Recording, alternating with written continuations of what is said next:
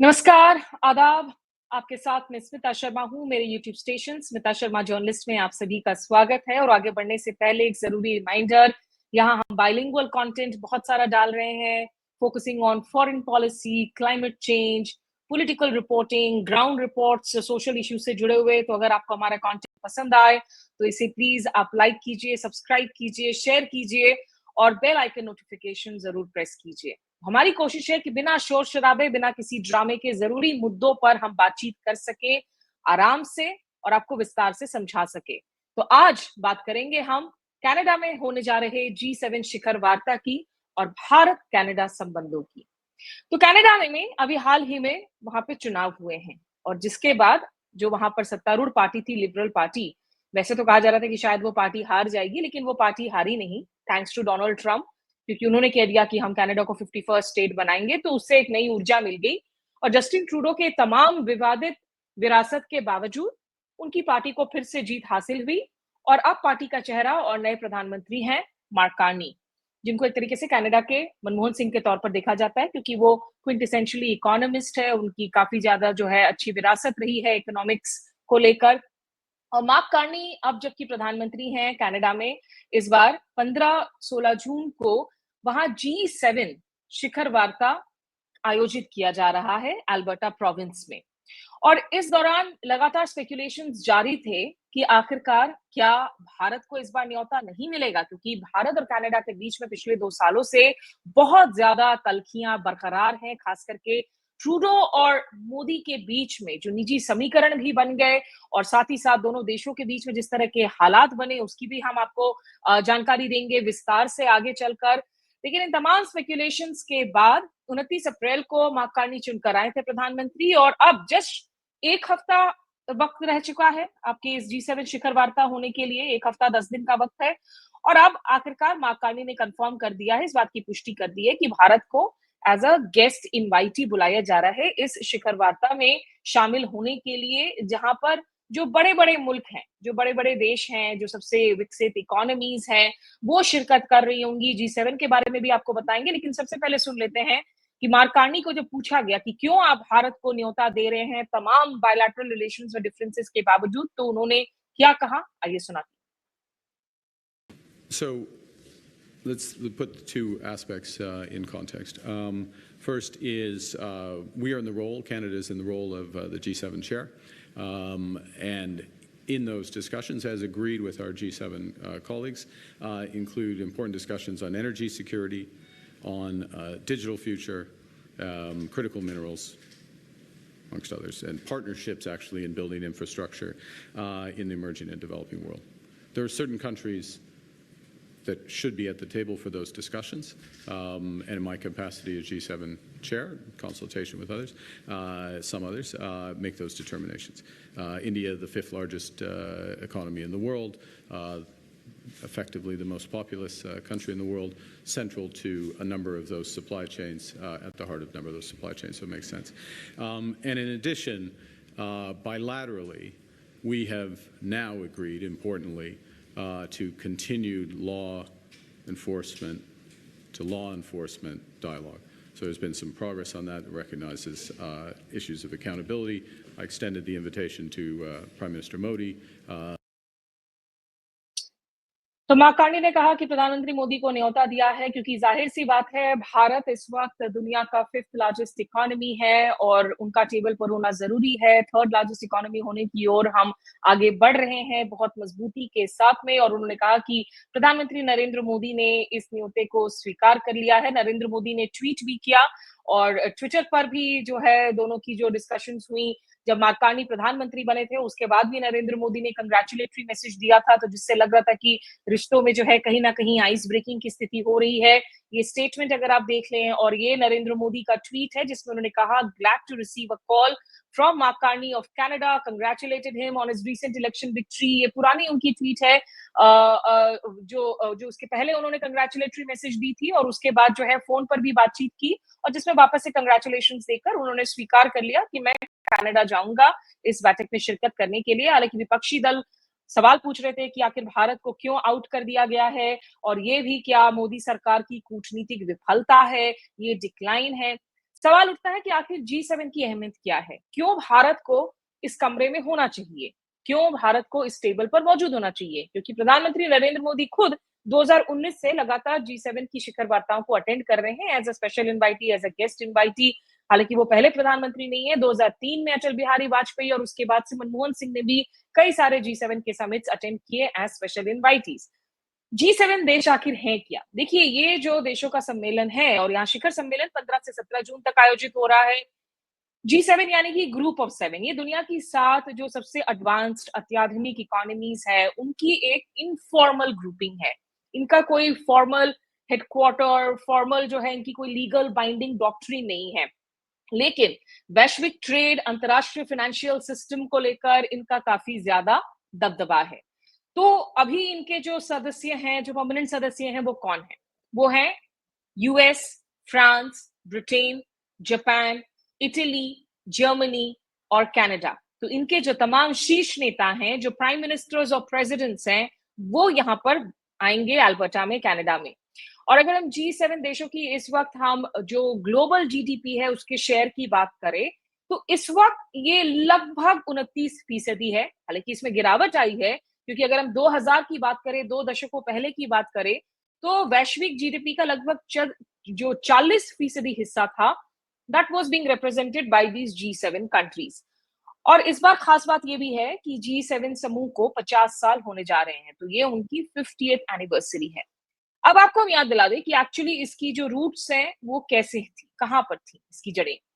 तो 1975 में दरअसल ये G6 समूह था। उस दौरान उसमें US, France, Italy, Japan, Britain और वेस्ट जर्मनी, क्योंकि उस वक्त ईस्ट और वेस्ट जर्मनी हुआ करते थे। और 1975 में तो ये 6 देशों का समूह इसलिए बना था क्योंकि उसके 2 साल पहले 1973 में एक बहुत बड़ी जो है एनर्जी क्राइसिस हो गई थी दुनिया में, जिसमें जो ऑयल प्रोड्यूसिंग जो कंट्रीज हैं, जो तेल उत्पादक देश हैं, उन्होंने तेल के निर्यात पर, तेल के एक्सपोर्ट्स पर उन्होंने पाबंदियां लगा दी थी। तो एक भयंकर एनर्जी क्राइसिस हुआ, जिससे दुनिया में काफी आर्थिक संकट आए। तो इसीलिए इन G6 के जो शीर्ष नेता थे, उन्होंने कहा कि हम बैठकर एक बैठक करते हैं, देखते हैं आगे क्या कुछ रास्ता निकल सकता है।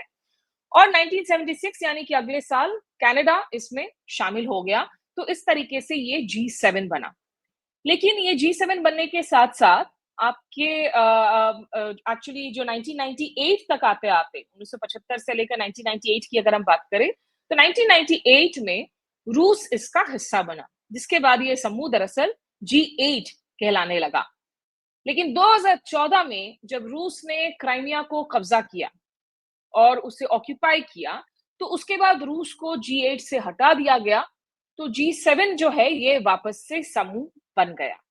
अब G7 में आपको याद दिला दें कि भारत दरअसल इसका स्थायी सदस्य नहीं है, ना ही यूरोपियन यूनियन है, जो ब्लॉक है जिसमें 27 मेंबर नेशंस हैं। लेकिन इन EU एज अ ब्लॉक हर साल इनवाइट किया जाता है क्योंकि उसकी कंसिडरेबल इकोनॉमीज हैं। और इंडिया को खास करके 2003 के बाद से लेकर और 2007-8 में जब फाइनेंशियल क्राइसिस हो रही थी दुनिया भर में, और डॉक्टर मनमोहन सिंह ने जिस तरीके से स्टीयर किया था इंडियन इकोनॉमी को, तो डॉक्टर मनमोहन सिंह को इनवाइट किया गया। और in fact in one of the G7 summit meetings में क्लाइमेट प्लान्स को लेकर उनकी और उस वक्त जो जर्मनी की चांसलर थी मर्कल, उन्होंने एक प्लान को आगे रखा था जो दुनिया भर में जो है काफी ज्यादा काम आए। तो अब जबकि नरेंद्र मोदी जा रहे हैं G7 शिखर वार्ता में, तमाम स्पेकुलेशंस पर जो है आखिर उन्हें क्लैरिटी मिल गई है, वो जा रहे हैं, तो इसे एक मौके के तौर पर देखा जा रहा है कि सबसे जो जरूरी बात है, भारत और कनाडा के बीच में जो रिश्ते तल्ख हो गए थे, उन रिश्तों को रीसेट करने का एक मौका मिलेगा। और लोगों को लग रहा था कि शायद एक विंडो ऑफ अपॉर्चुनिटी होगी जब मार्क कार्नी प्रधानमंत्री बने, क्योंकि जस्टिन ट्रूडो के साथ, जैसा हमने बताया, रिश्ते बिल्कुल ही तार तार हो गए थे। और उसके पीछे की जो वजह है, अब हम आपको वो बताते हैं। क्योंकि आपको हम ये याद दिला दें कि पिछले 2 सालों में 2023 और 2024 के बीच में खास करके भारत और कनाडा के बीच में इतनी ज्यादा डिप्लोमेटिक स्पैट हुई है, जो आमतौर पर कूटनीतिक टिट फॉर टैट भारत और पाकिस्तान के बीच में देखने को मिलता है। सितंबर 2023 में G20 शिखर वार्ता हो जाने के बाद इंडिया ने होस्ट किया था, जस्टिन ट्रूडो नई दिल्ली आए थे। उस दौरान बहुत टेंशन हुई थी। जस्टिन ट्रूडो वापस गए दिल्ली से और कनाडा के संसद के फ्लोर पर खड़े होकर बहुत गंभीर आरोप लगाए। उन्होंने कहा कि निज्जर, जो कि कनाडा का नागरिक है, लेकिन इंडिया के लिए वो एक खालिस्तानी टेररिस्ट है, खालिस्तान का लीडर है। निज्जर की आप फोटो देख रहे हैं अपने इस वक्त टेलीविजन स्क्रीन पर। तो कनाडा ने कहा कि इंडिया ने मारा है निज्जर को और इसमें शामिल है बकायदा इंडिया की एक्सटर्नल एजेंसी। अगले कुछ हफ्तों और महीनों में एक के बाद एक इतने सनसनीखेज आरोप लगाए गए, जहां सिर्फ रॉ का ही नाम नहीं लिया गया, ये आक्षेप लगा दिए गए भारत के गृह मंत्री अमित शाह पर, आक्षेप लगाए गए भारत के national security adviser Ajit Doval पर। और कनाडा ने कहा कि अगर आपने हमारे घर में घुसकर हमारे सिटीजन को मारा है इन कोवर्ट ऑपरेशंस, तो ये सीधे तौर पर हमारी संप्रभुता पर अटैक है। दरअसल जस्टिन ट्रूडो पैंडर करने की कोशिश कर रहे थे एक माइनॉरिटी सिख वोट बैंक को भी, और उसमें से कुछ एक्सट्रीमिस्ट सेक्शंस को, क्योंकि वहां पर याद हो कि वहां जगमीत सिंह जो हैं वो कनाडा के एक माइनॉरिटी सिख फेस थे, जो पिछली सरकार में उन्होंने हाथ भी मिलाया था, लेकिन इस साल जो चुनाव हुए उसमें वो चुनाव भी हार गए और उन्होंने पार्टी से इस्तीफा भी दे दिया।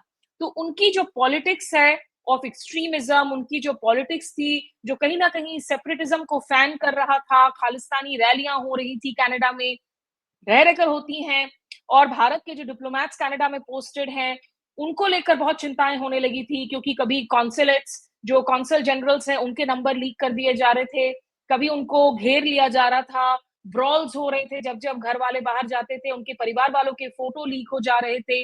इंडिया ने कनाडा को कहा कि भैया आप ये जो वियना कन्वेंशन है, जिनीवा प्रोटोकॉल है, इसका उल्लंघन है, हमारे डिप्लोमैट्स की सुरक्षा जो है आप पुख्ता करें।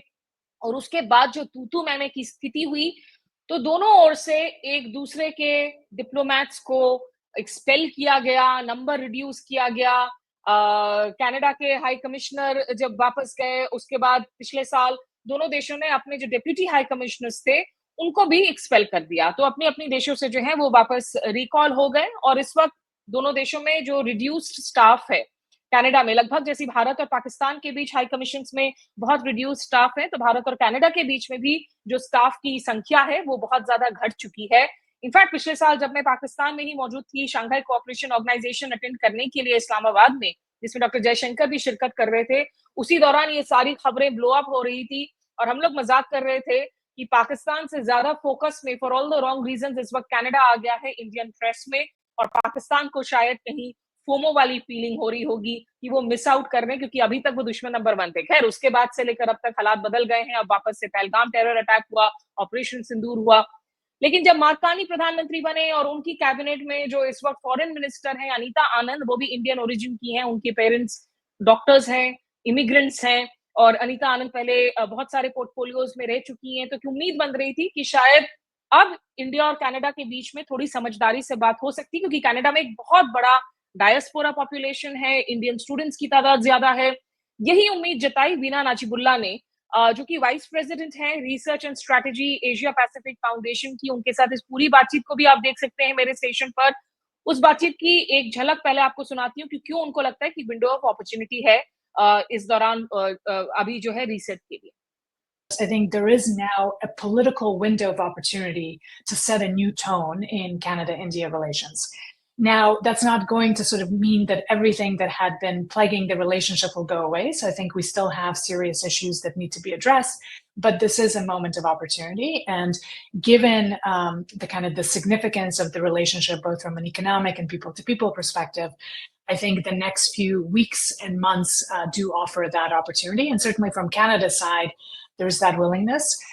From our perspective, kind of listening to some of the messages coming out of Delhi as well. So certainly Prime Minister Modi's congratulatory remarks on Carney's election, Minister Jaishankar's remarks to Minister Anand's election. So those were all seen here in Canada and Ottawa as potentially positive signals and a willingness for a reset on both sides.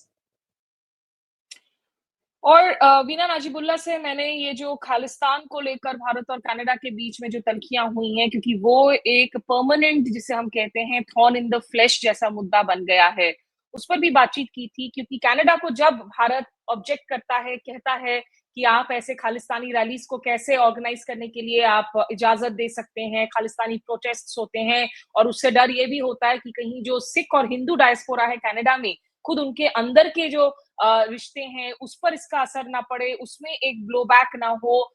तो वीना नाजिबुल्लाह से मैंने पूछा था कि क्या Canada में एक rethinking भी हो रही है कि फ्रीडम ऑफ एक्सप्रेशन को आप किस हद तक जा सकते हैं, कहाँ रेड लाइंस ड्रॉ कर सकते हैं। आपको याद दिला दे कि ये जून महीने में जब प्रधानमंत्री नरेंद्र मोदी जाएंगे कनाडा, तो इसमें दो बहुत इंपॉर्टेंट चीजें हैं। एक तो ये 2 साल हो रहा है निज्जर की किलिंग को, मामला अभी तक वहां की कोर्ट्स में है, ये मामला कहीं नहीं जाने वाला, कोर्ट में तो इसका ट्रायल चलता रहेगा। और दूसरी बात है कि जो कनिष्का एयर बॉम्बिंग हुई थी उसके 40 साल हो रहे हैं, वो बेहद दर्दनाक हादसा, जो एयर इंडिया की फ्लाइट थी कनिष्का, वो 23 जून 1985 को खालिस्तानी टेररिस्ट्स ने उसे उड़ाया था। और आज तक अगर हम एविएशन हिस्ट्री देखें तो उसमें it's one of the worst terror attacks. तो ये देखना होगा कि दोनों सरकार इस वक्त इन दोनों मुद्दों पर किस तरीके से आगे का रास्ता जो है सर्कमवेंट करने की कोशिश करते हैं, नेविगेट करने की कोशिश करते हैं। वीना नाजिबुल्लाह ने क्या कहा इस मुद्दे पर, वो भी सुन लेते हैं। The next, of course, set of relations are with India and with Southeast Asia. I think that's where also the opportunities will be. So we will definitely see that there is a desire. I think two things will need to be watched in June. One is the G7 meeting that's taking place here in Canada and who will be invited to that and whether Prime Minister Modi receives an invitation. I think that could be a really critical moment. And then the second is the political messaging from Ottawa around the anniversary of the Air India bombing, which is also in June.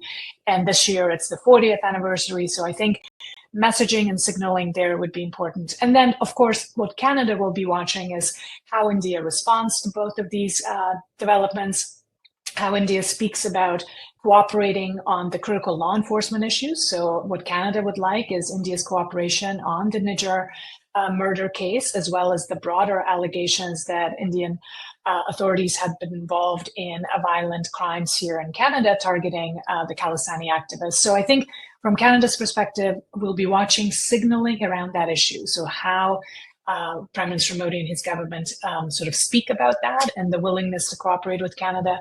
And then, of course, I think on the economic side, things have been moving ahead, notwithstanding the political issues. So the opportunities there are significant.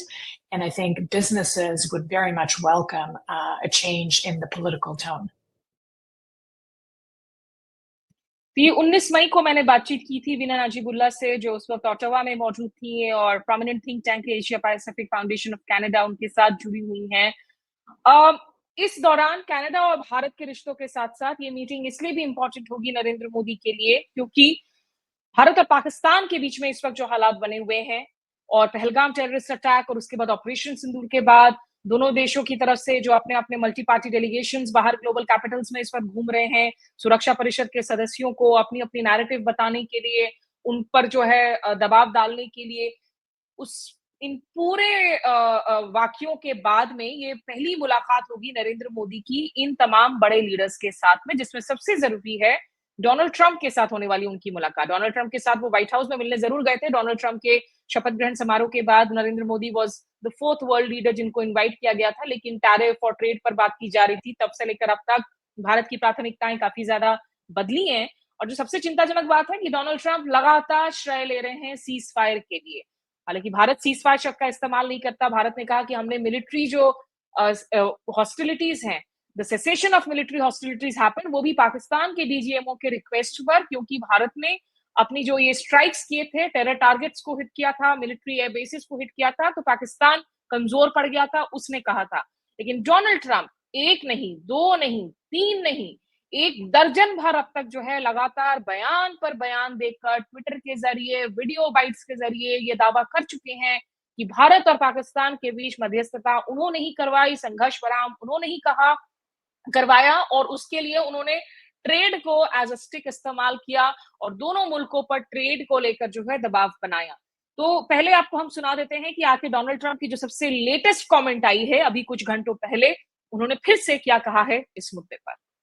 I did something that people don't talk about and I don't talk about very much, but we solved a big problem, a nuclear problem potentially with India and with Pakistan. And I spoke to Pakistan, I spoke to India. They have really great leaders. But they were going at it, and they could have gone at it nuclear, both nuclear countries, strong nuclear countries. And I talked about trade, and they said, we're not doing trade if you guys are going to be throwing bombs at each other. And they both stopped. And I stopped that war immediately. That was I stopped that war immediately. और इसको लेकर लगातार विपक्ष हमलावर है। विपक्ष ने कहा है कि नरेंद्र मोदी ने घुटने टेक दिए हैं अमेरिका के सामने। नरेंद्र मोदी खुद क्यों नहीं बयान दे रहे हैं? विदेश मंत्रालय के प्रवक्ता की तरफ से डिनायल्स जारी किए गए हैं कि ये इंडिया और पाकिस्तान के बीच का बायलैटरल मसला है और उसमें बायलैटरल अंडरस्टैंडिंग हुई है, डीजीएमओ की रिक्वेस्ट पर हुई है। लेकिन कांग्रेस पर्टिकुलरली हमलावर है और पूछ रही है कि आखिर नरेंद्र मोदी इसका जवाब क्यों नहीं देते कि सीज फायर किसने करवाया। सुप्रिया श्रीनेट की 6 जून की इस कमेंट को भी सुन लेते हैं, कांग्रेस की स्पोक्सपर्सन। 9 बार वीडियो पर और 2 बार ट्वीट कर अमेरिकी राष्ट्रपति डोनाल्ड ट्रंप ने न सिर्फ सीज फायर का श्रेय लिया है, जो कि हमारी संप्रभुता पर खतरा है, बल्कि उन्होंने यह भी बार बार कहा है कि मैंने व्यापार के नाते, मैंने ट्रेड के चलते सीज फायर कराया। कल रात को उन्होंने यह बात फिर से कही है। पर इस पर हमारे सिंदूर के सौदागर चुप रहते हैं। हमारे सिंदूर के सौदागर से एक शब्द नहीं निकलता है। सुई टपक सन्नाटा है। प्रधानमंत्री हर चीज पर बात करने को तैयार है, बदकही छाटने को तैयार है, लेकिन ट्रंप के इन 11 वक्तव्यों पर, जहां पर वो बार बार कह रहे हैं कि मैंने सीज फायर कराया है और अब ये बात रूस भी कह रहा है, उस पर मोदी जी कुछ नहीं बोलते हैं। और मैं क्यों ना कहूं कि सिंदूर के सौदागर इस पर चुप हैं। तो 11 बार से जो है अब ये 12 बार भी हो चुका है। ट्रंप के लेटेस्ट कमेंट को हमने आपको सुनाया है। बहरहाल नरेंद्र मोदी जब G7 समिट में शामिल होने के लिए जाएंगे तो वहां जो दूसरे देश के भी नेता हैं, जैसे यूके के भी जो उनके काउंटर पार्ट है, उनसे भी मुलाकात होगी। ब्रिटेन के साथ में हाल ही में इंडिया ने अपने फ्री ट्रेड अग्रीमेंट को कंक्लूड किया है। जर्मनी के नए चांसलर जो है उनके साथ भी वहां पर मुलाकात होने की उनके चांसेस रहेंगे। और इस वक्त आपको याद दिला दें कि एक तरफ जहां इंडिया कनाडा के बीच में रिश्तों को रीसेट करने के लिए जरूरी होगा कि कहीं ना कहीं डिप्लोमेटिक फंक्शनैलिटी किस हद तक शुरू हो सकती है, क्या हाई कमिश्नर्स दोनों ओर से वापस अपॉइंट होंगे या नहीं। जस्टिन ट्रूडो ने एक हाई कमिश्नर का नाम रेकमेंड किया था जो भारत ने जिसे स्वीकार नहीं किया। भारत ने कहा है कि स्पेन में एम्बेसडर रहे दिनेश पटनायक उनके अगले इनफैक्ट हाई कमिश्नर होंगे टू ऑटोवा। देखना होगा कि क्या सबसे पहले हाई कमिश्नर्स वापस से रीस्टैब्लिश होते हैं दोनों हाई कमीशन में। एजुकेशनल टाइज, बिजनेस टाइज पर जो अभी पॉलिटिकल डिफरेंसेस हैं, मतभेद हैं, लॉ एनफोर्समेंट इश्यूज के जो तमाम विवाद है, उनके बावजूद क्या वो रिश्ते वापस पटरी पर लौट सकते हैं या नहीं। और मोदी और ट्रंप के बीच में अलग से कोई बायलैटरल मीटिंग, बायलैटरल मुलाकात होती है नहीं। उस मीटिंग में क्या नरेंद्र मोदी बाकायदा डोनाल्ड ट्रंप को 2 टूक कहते हैं कि भाई ये सीज फायर आपने नहीं करवाया है, तो आप ये बयान देना बंद कीजिए, ये हमारे लिए मुश्किल वाली बात है। ये तमाम चीजें देखने वाली बात होंगी।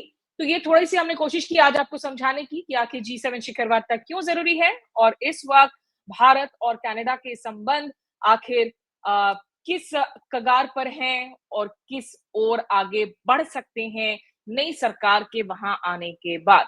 तो आज बस इतना ही इस मसले पर। कुछ और इश्यूज पर डिटेल्ड हम एक्सप्लेनेशंस के साथ आपके सामने वापस लौटेंगे ताकि आप उनको समझ सके बिना किसी शोरगुल, बिना किसी सर्कस के।